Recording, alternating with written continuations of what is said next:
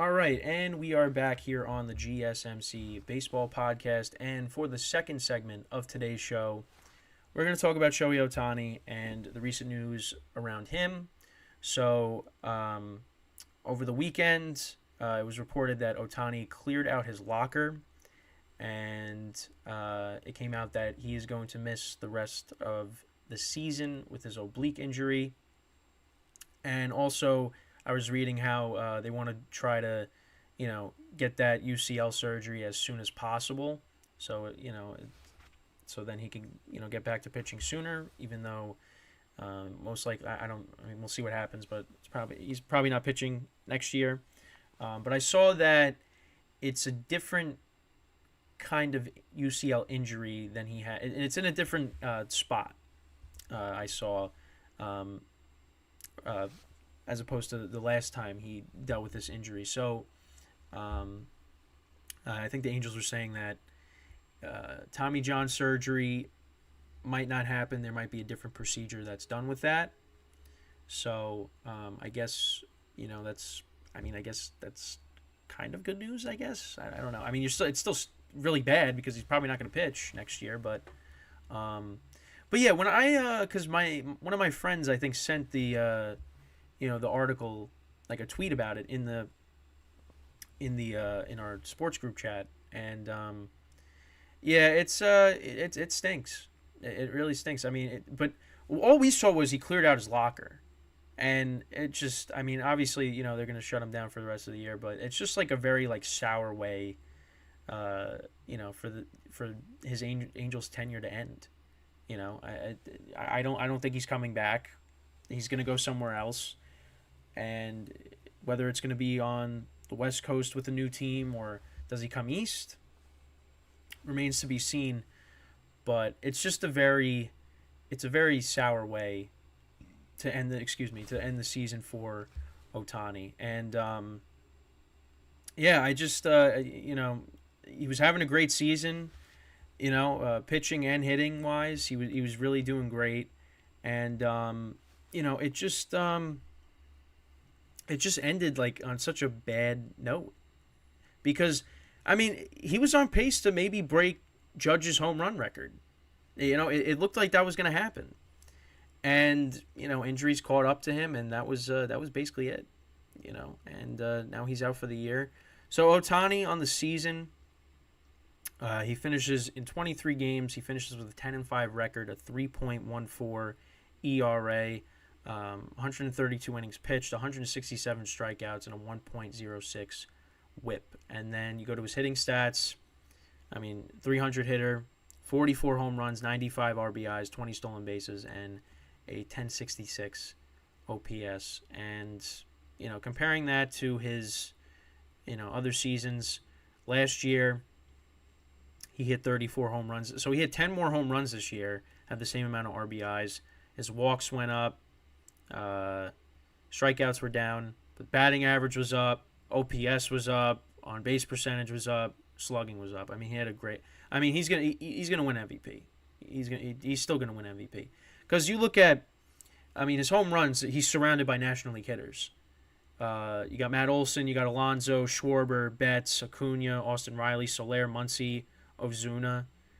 That's for home runs. Then you look at RBIs. You have Olson, Alonso, Kyle Tucker, Adolis Garcia, Mookie Betts, Muncy, Julio Rodriguez. But I don't think. I mean, these guys aren't going to win MVP over Ohtani. I don't think. Well, let's look at Kyle Tucker. So Kyle Tucker's got a 105 RBI. He's got 27 home runs, 873 OPS. He's having a very good season. But I mean, Ohtani's going to win MVP.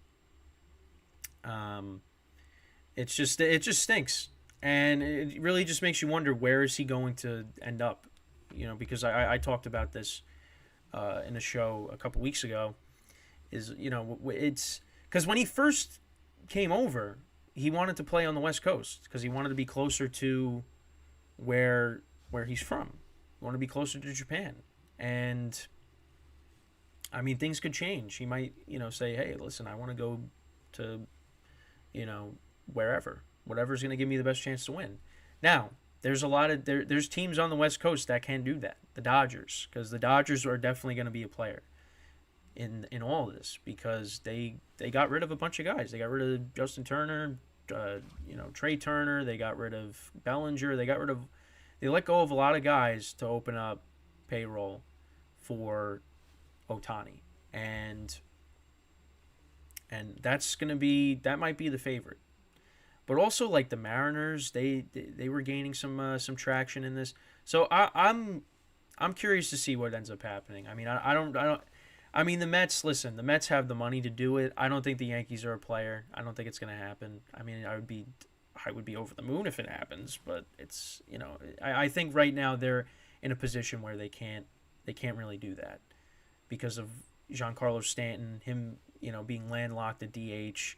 You got a lot of outfielders. You got Ohtani doesn't play the field, but I'm just saying it's just and starting pitching. I mean, Yankees need a starter, and Ohtani is not going to pitch, so it's really just the DH spot that's a problem with the Yankees, which is why I don't think it's going to end up happening unless the Yankees move off of Stanton if they're able to, and they somehow sign him. But I don't. I think with their recent track record, I don't think it's gonna happen. And but the Mets, I think he's got a better chance of going to the Mets than he does with the Yankees, because Steve Cohen doesn't care about the luxury tax and whatnot. If he can get Ohtani, he's gonna try to go out and get him. The Mets, they brought on David Stearns over from the Brewers. So Billy so he's the president of baseball operations, and then you have Epler's still, I guess, going to be the general manager. It seems. I don't know. Maybe I'm wrong. Billy Epler's got to answer to him, I think, if Billy Epler's the guy at GM. But it's gonna be interesting. It's unfortunate because like I talked about, they were like 5 games over. When they announced they weren't going to trade Ohtani. And then everything just kind of fell apart. Ohtani throws that complete game shutout, and he hits 2 home runs in that doubleheader, and the Angels, they're like, we're going to buy, and they got these players. They got Giolito, Grichuk, CJ Cron, and then it just fell apart. Mike Trout comes back for literally 1 game, and then he's gone, and then Ohtani gets hurts his oblique, and now he's out for the year. Now, did the Angels make the right call in terms of, like, I guess, shutting him down? I guess, because you're not playing for anything and you don't want to get him hurt even more. But the other thing is, I mean, he's not going to come back. I would be surprised if he comes back as an Angel. Unless the Angels offer him a contract that he cannot refuse. Even then, it's like, but why do you want to stay there? Mike Trout and Ohtani at one point were the 2 best players in baseball, and the Angels have done nothing with these 2 guys. They haven't accomplished anything. So I mean, Ohtani won't, I think, go somewhere else. Go to the Dodgers, go to the Mariners. The Mariners are an up and coming team last couple years. I think that's where you got to go. The Mets, the Mets, can the Mets turn it around? With the resources that they have, they can definitely do that. Now, the problem, listen, would you rather have Vogelbach DHing again? Or would you rather have, I don't even know, Vogelbach probably really hasn't even played because they have all the young guys up, but would you rather have Ohtani as your DH or somebody else? So the Mets, if they can go out and get him, and on top of that, if Ohtani does come back and pitch, that adds to the Mets rotation. I mean, it's the same. Listen, it's the same thing for anybody, even the Yankees. But I think the Mets have a better. The Mets got a better shot at getting Ohtani than, like I said, the Yankees do. So if I'm the Mets, I listen. The Mets need a couple bats to improve this lineup. And Ohtani is a guy that, could definitely solve a lot of those issues. So we'll put it like that. But it's just it just stinks for baseball because you really wanted to see what he was going to do. Like, was he going to get to 60? By the way, Matt Olson, he hit his 52nd home run, so happy about that because I know I made that mistake and put him hitting 52 when he hit 51. I don't know why that happened, but it did. So, but Ohtani, he was on pace to hit 60. It was gonna get there, and injuries just kind of derailed that, and it sucks to see, because he would have had that coverage that Judge was having when he was chasing 62, Roger Maris's number. So I think Ohtani probably would have gotten to at least 60, but I mean, we'll never know. He comes back and he's playing as a DH next year. We'll see what he does. A full healthy season. Well, as a hitter, not as a pitcher. But it remains to be seen. But it just really is unfortunate that this had to occur. I mean, I think for everybody, I think most people are happy that, except for Angel fans, most people are happy that Ohtani's gonna not be an Angel next year and be somewhere else that has a chance to win. And I'm kind of hoping the same thing for Mike Trout.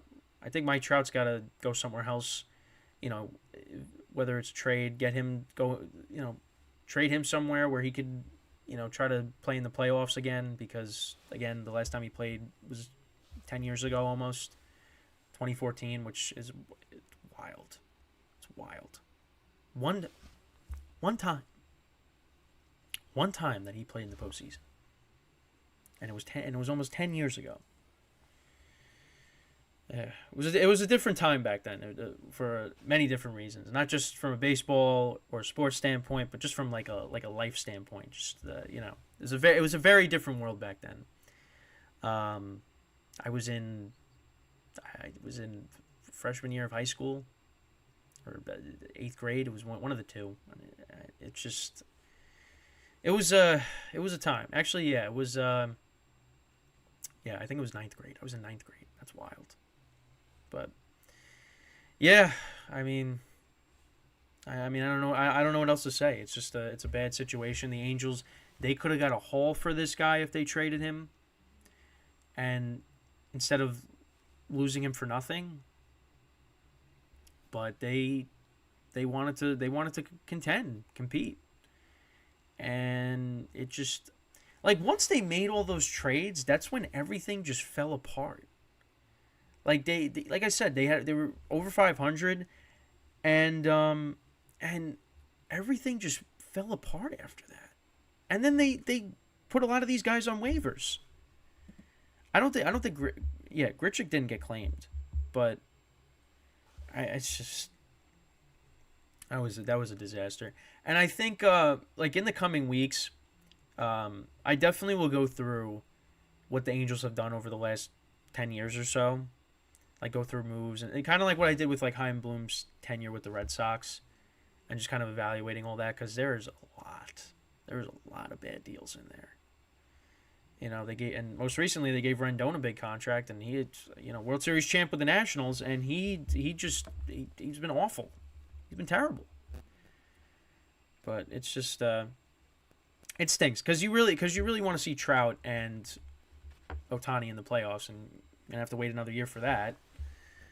So yeah, it's just it sucks. It sucks for baseball. It really does. Injury, and for all sports, injuries they really are just terrible. You wish injuries didn't exist. I mean, football just started. We're in week 2, and there's so many injuries. It's just, but it's part of the game. It's part of the game. So yeah, that's basically it with the Ohtani segment.